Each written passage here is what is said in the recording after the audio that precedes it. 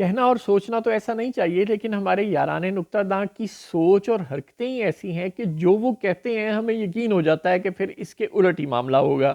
پہلے جب ساری دنیا ان پر الزام لگا رہی تھی اور ان خدشات کا اظہار کر رہی تھی کہ وہ اب گورنر راج لگایا انہوں نے خیبر پختونخوا میں، کہ جب لگایا تو اس وقت وہ جھٹلایا کرتے تھے کہ نہیں نہیں ہمارا تو ایسا کوئی ارادہ ہی نہیں ہے۔ اور اب وہ خود اپنے منہ سے کہہ رہے ہیں، کبھی نون لیگ کا ایک لیڈر تو کبھی دوسرا، مثلا اب طلال چودھری صاحب یہ کہہ رہے ہیں کہ ہمیں مجبور کیا جا رہا ہے اور ہم ملک و قوم کے وسیع تر مفاد میں گورنر راج لگانے پر مجبور ہو جائیں گے، حرکتیں ٹھیک نہیں ہیں، باز آ جائیں، آخری وارننگ دے رہے ہیں وغیرہ وغیرہ۔ اور پرو نون لیگ میڈیا آؤٹلیٹس ہمیں بار بار یہ بتا رہے ہیں کہ جب صدر آصف زرداری پہلے ٹینیور میں صدر ہوا کرتے تھے اس وقت انہوں نے پنجاب اور بلوچستان میں گورنر راج لگایا تھا۔ یعنی کہ اس شعر میں شاعر یہ کہنا چاہ رہا ہے کہ اگر ہم نے گورنر راج لگایا خیبر پختونخوا میں تو اس کی ذمہ داری آپ اکیلے ہم پر نہ دیجیے گا، آپ آصف زرداری اور پیپلز پارٹی کو بھی بلیم کیجیے گا۔ اور پیپلز پارٹی جو اب تک گڈ کاپ بیڈ کاپ کھیل رہی ہے اور سارا گڈ کاپ اپنے حصے میں اور بیڈ کاپ نون لیگ کے حصے میں ڈالے ہوئے ہے، اس کو یہ بات اچھی طرح سے سمجھ آ گئی ہے کہ اگر خیبر پختونخوا میں گورنر راج لگا تو چونکہ گورنر کا نام فیصل کریم کنڈی پاکستان پیپلز پارٹی والے ہیں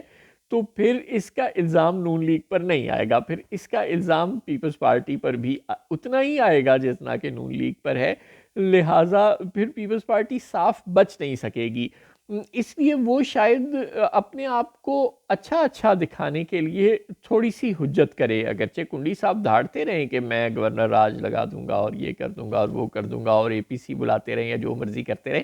لیکن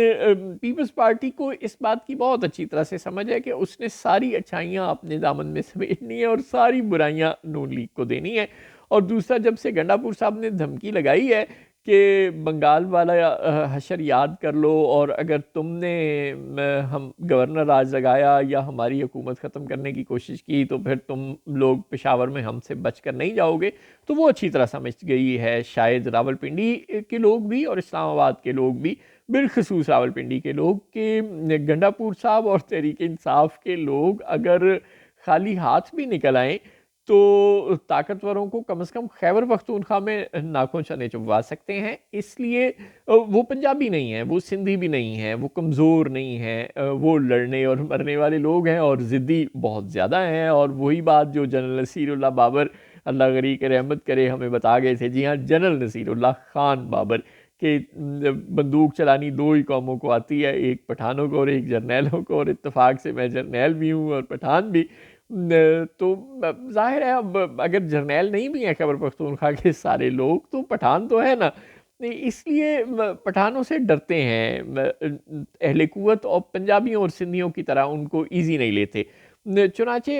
علی امین گنڈا پور کی یہ دھمکی شاید راولپنڈی کو بہت اچھی طرح سے سمجھ آ چکی ہے، اور پاکستان پیپلز پارٹی نے یہ بات اپنے ذہن نشین کر لی ہے کہ الیکشن شاید 5 سال سے پہلے ہو جائے، اور اگر ایسا ہوتا ہے تو اس کو اپنے آپ کو اچھا ہی دکھانا ہے، اس سے اپنا امیج خراب نہیں کرنا، اسے سندھ سے باہر بھی زیادہ سے زیادہ نشستیں جیتنی ہیں، اسے بلاول بھٹو کو وزیر اعظم بنوانا ہے۔ چنانچہ وہ شاید ایسے کسی ماورا آئین قسم کے یا غیر آئینی یا سو کالڈ آئینی سیٹ اپ کا حصہ بننے سے انکار ہی کرے، چاہے کنڈی صاحب کا دل جتنا بھی مچلے۔ لیکن اگر پیپلز پارٹی اور راولپنڈی دونوں نے ہی خود کو ایک ایک قدم پیچھے ہٹا لیا تو اس کا مطلب ہے کہ نون لیگ کے وزراء جو کہہ رہے ہیں اس کا مطلب ہمیشہ کی طرح اب بھی الٹا ہی ہوگا، اور اب اگر وہ کہہ رہے ہیں کہ ہم گورنر راج لگا دیں گے تو اس سے پھر یہی ہمیں سمجھنا پڑے گا کہ گورنر راج نہیں لگے گا۔